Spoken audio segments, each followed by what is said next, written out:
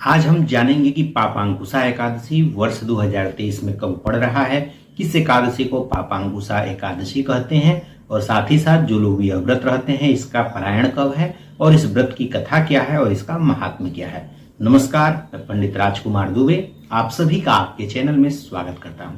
तो आइए हम सबसे पहले जाने कि पापांकुशा एकादशी किस एकादशी को कहते हैं। तो जब भी आश्विन का महीना हो, आश्विन महीने के शुक्ल पक्ष में जो एकादशी पड़ती है उसी एकादशी को पापांकुशा एकादशी के नाम से जानते हैं। अब आइए जाने कि यह वर्ष 2023 में कब पड़ रहा है।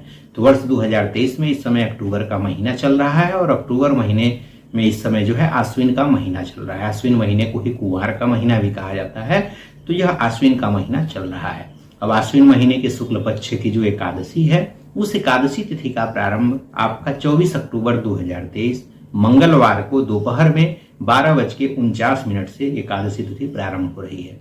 दोपहर में 12:49 से प्रारंभ होकर के पूरी रात रहेगी और अगले दिन, चूंकि इस दिन सूर्योदय के समय नहीं मिल रही है, यह एकादशी अगले दिन अर्थात 25 अक्टूबर 2023 बुधवार को सूर्योदय के समय एकादशी तिथि रहेगी और सूर्योदय से लेकर के सुबह 10:25 तक यह एकादशी तिथि रह रही है। तो जिस दिन सूर्योदय के समय एकादशी तिथि मिलती है उसी दिन एकादशी व्रत रहा जाता है। इसलिए यह पापांकुशा एकादशी व्रत या आश्विन मास के शुक्ल पक्ष का जो एकादशी व्रत है यह आपका 25 अक्टूबर 2023 बुधवार को रहेंगे। जो लोग भी यह व्रत रहेंगे वे सभी लोग 25 अक्टूबर 2023 को ही रहेंगे।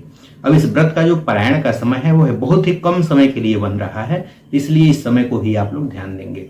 क्योंकि एकादशी व्रत का पारायण हमेशा द्वादशी तिथि के अंदर ही करना होता है और उसमें भी जो हरिवासर होता है द्वादशी तिथि का शुरुआत का 1/4 समय हरिवासर कहलाता है। अगर उसको छोड़ देते हैं तो और भी उत्तम होता है। इस एकादशी में आप देखेंगे कि एकादशी तिथि चूंकि सुबह में ही 10:25 पे ही एकादशी समाप्त हो जा रही है इस दिन, और उसके बाद दिन भर द्वादशी तिथि रह रही है। तो जो यह आपका हरिवासर है वह इसी दिन में ही समाप्त हो जा रहा है और द्वादशी तिथि की समाप्ति अगले दिन 26 अक्टूबर 2023 गुरुवार को सुबह में 8:03 तक ही द्वादशी तिथि रह रही है और द्वादशी के अंदर ही पारण होता है। इसलिए इस एकादशी व्रत का जो पारायण है वह 26 अक्टूबर 2023 गुरुवार को सूर्योदय से लेकर के और 8:03 तक ही बन रहा है। तो इसी बीच आप लोग जो है इस व्रत का पारायण अवश्य ही कर लेंगे। तो जो लोग भी यह व्रत रहेंगे, चूंकि व्रत का पारायण बहुत ही कम समय के लिए बन रहा है, तो इसी बीच आप लोग 26 अक्टूबर 2023 गुरुवार को सूर्योदय जब हो जाए उसके बाद से और 8:03 के बीच में ही आप लोग इसका पारण अवश्य ही कर लेंगे। एकादशी व्रत में पारण हमेशा ध्यान देना चाहिए कि कब बन रहा है, उसी बीच में ही करना चाहिए। तो इसी बीच में आप लोग इस व्रत का पारण कर लेंगे। अब आइए जाने कि जो लोग भी यह व्रत रहेंगे इस व्रत की कथा क्या है और इसका महात्म्य क्या है। एक बार की बात है, राजा युधिष्ठिर भगवान श्री कृष्ण से कहते हैं कि हे माधव, आप हमें आश्विन मास में शुक्ल पक्ष में पड़ने वाली एकादशी व्रत के बारे में बताइए कि यह किस नाम से जानी जाती है, इस पर किस देवता की पूजा की जाती है और इससे किस फल की प्राप्ति होती है, इसका महात्म्य क्या है। युधिष्ठिर जी की बात को सुन करके भगवान श्री कृष्ण जी कहते हैं कि हे युधिष्ठिर, जो आश्विन महीने में शुक्ल पक्ष की एकादशी तिथि होती है उसे पापांकुशा एकादशी व्रत के नाम से जानते हैं। यह सभी पापों को हरने वाली है और मनुष्यों को सभी प्रकार के पापों को हर करके स्वर्ग और मोक्ष को प्रदान करने वाली है। इस दिन मेरे भगवान विष्णु के पद्मनाभ स्वरूप की पूजा की जाती है और भगवान कृष्ण कहते हैं कि कोई भी जो भी जितेंद्रिय साधु होते हैं, साधु जितने भी सालों तक कठिन परिश्रम करने के बाद से, पूजा करने के बाद से जो फल प्राप्त करते हैं वह मात्र अगर कोई व्यक्ति इस दिन नियम पूर्वक से यह व्रत रह जाता है तो वह उतना फल मात्र इस व्रत के करने से प्राप्त हो जाता है, उसे प्राप्त हो जाता है। इसलिए इस व्रत को सभी व्यक्ति को विधि पूर्वक करना चाहिए, नियम पूर्वक करना चाहिए, प्रयत्न करना चाहिए कि इस व्रत को रहें। इस व्रत के करने से और इस दिन भगवान विष्णु के जो पद्मनाभ स्वरूप है उसकी पूजा करने से उसके सारे पाप नष्ट हो जाते हैं। इस पृथ्वी पर जितने भी प्रकार के तीर्थ हैं, मंदिर हैं, उन सभी पर जाने पर जितना फल प्राप्त होता है उतना फल मात्र अगर इस एकादशी व्रत को रह जाए तो उसका पुण्य फल प्राप्त हो जाता है। इसलिए इस व्रत का पुण्य फल अत्यंत ही महत्वपूर्ण है। भगवान श्री कृष्ण कहते हैं कि जो कोई भी मनुष्य अगर इस एकादशी व्रत का एक बार भी अगर इस एकादशी व्रत को अपने जीवन प्रयत्न में रह जाता है तो इस एकादशी व्रत के करने से उसे कभी भी यमलोक में नहीं जाना पड़ता, उसे यमलोक की यातना नहीं सहनी पड़ती। तो अगर आप लोग चाहते हैं कि आपको यमलोक कभी न जाना पड़े तो इस एकादशी व्रत को जरूर रहना चाहिए। श्री कृष्ण जी कहते हैं कि जो कोई भी मनुष्य अगर भगवान विष्णु का भक्त होकर के और भगवान श्री शिव का अगर कोई भी विरोध करता है तो उसे कभी भी विष्णु लोक की प्राप्ति नहीं होती। अतः जो कोई भी विष्णु भक्त है उसे कभी भी भगवान शिव का विरोध नहीं करना चाहिए, या फिर जो भी भगवान शिव का भक्त है और वह अगर भगवान विष्णु का विरोध करता है तो उस व्यक्ति को रौरव नरक की प्राप्ति होती है। रौरव नरक में उस व्यक्ति को एक कढ़ाई में डाल करके तब तक तला जाता है, उस व्यक्ति की आत्मा को कढ़ाई में डाल दी जाती है और इंद्र की जो आयु है तो 14 इंद्र की आयु के बराबर जितना समय हुआ उतनी समय तक उस व्यक्ति को तला जाता है। इसलिए यह घोर पाप की श्रेणी में आता है।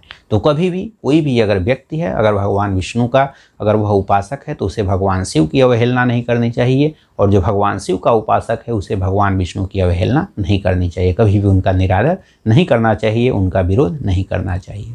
भगवान श्री कृष्ण कहते हैं कि यह पापांकुशा एकादशी शरीर को निरोग बनाने वाली, शरीर को सुंदर बनाने वाली, सुंदर स्त्री प्रदान करने वाली, धन एवं मित्रों को देने वाली है। हे राजन, इस एकादशी के दिन उपवास करके और रात्रि में जागरण करने से उस व्यक्ति को अनायास ही विष्णु धाम की विष्णु लोक की प्राप्ति हो जाती है। अतः जो भी व्यक्ति इसकी महिमा को बताते हुए श्री कृष्ण कहते हैं कि जो भी व्यक्ति इस एकादशी व्रत को रहता है उस पुरुष के माता पक्ष की 10 पीढ़ियाँ, पिता पक्ष की 10 पीढ़ियाँ और जो उसकी पत्नी है उसके पत्नी पक्ष की 10 पीढ़ियों का उद्धार हो जाता है। यानी स्वयं माता पक्ष के, पिता पक्ष के और अपने पत्नी पक्ष के या पति पक्ष के तीनों ही पक्षों के 10-10 पीढ़ियों का वह व्यक्ति उद्धार कर लेता है। अतः इस व्रत का महात्म्य बहुत ही महत्वपूर्ण है। भगवान श्री कृष्ण कहते हैं कि इस एकादशी व्रत को व्यक्ति को यत्नपूर्वक से रहना चाहिए। 10वीं तिथि को एक बार भोजन करें, रात्रि में भूमि पर शयन करें और अगले दिन जब सूर्योदय हो उस समय आप लोग दातून करें और दैनिक कार्यों को करने के पश्चात संकल्प लें कि आज मैं इस एकादशी व्रत को रहूँगा और इस एकादशी व्रत को रहें। और उस दिन आप लोगों को अगर आप लोगों से हो सके तो उस दिन आप लोगों को जो जैसे पहले तो भगवान विष्णु की जो रूप है पद्मनाभ स्वामी का उनका आप लोग पूजा करें और उसके बाद जो भी सामान जुट सके उससे उनकी पूजा करें। और उसके बाद से आप लोगों को अगर हो सके तो सोना, तिल, भूमि, गऊ, अन्न, जल, जूते, छाता जो भी हो सके इनमें से उन सभी वस्तुओं का आप लोगों को दान करना चाहिए। इस तरह से और दान करने के पश्चात पूरे दिन व्रत रहना चाहिए, पूरी रात्रि व्रत रहना चाहिए। अगला दिन जब सूर्योदय हो जाए उस दिन पुनः स्नान ध्यान करने के बाद भगवान विष्णु की पूजा करें, ब्राह्मणों को भोजन कराएं। इस तरह से और स्वयं भी अपने भाई बहनों के साथ मौन होकर के भोजन करें। इस तरह से इस व्रत को पूर्ण करने से उस व्यक्ति की जो भी इच्छा होती है सारी इच्छाएं पूर्ण होती हैं और उसके सारे पाप नष्ट हो जाते हैं। भगवान श्री कृष्ण कहते हैं कि जो भी व्यक्ति इस समय आप लोग धनाढ्य देखते हैं, दीर्घायु देखते हैं, निरोगी देखते हैं, वह सभी किसी न किसी जन्म में इस व्रत को किए हुए होते हैं। इसी कारण से उन्हें यह सब सुख प्राप्त हुआ होता है। तो अगर आप लोगों को भी यह सारे सुख की इच्छा है तो इस व्रत को अवश्य ही रहना चाहिए और विधिपूर्वक रहना चाहिए। इस व्रत का अत्यंत ही बहुत ही अधिक महत्व बताया गया है। अतः इस व्रत को सभी लोगों को नियम पूर्वक करना चाहिए। भगवान श्री कृष्ण कहते हैं कि इस व्रत के बारे में और अधिक क्या बताया जाए, जब इस व्रत के करने मात्र से व्यक्ति कभी भी यमलोक का मुंह नहीं देखता है। इस तरह से यह जो पापांकुशा एकादशी है इस व्रत की कथा पूर्ण हुई। बोलिए वृंदावन बिहारी लाल की जय। आशा करता हूँ कि यह जानकारी आपको अच्छी लगी होगी। इसी तरह से और उपयोगी जानकारी के साथ आप सभी के समक्ष पुनः उपस्थित होंगे। तब तक के लिए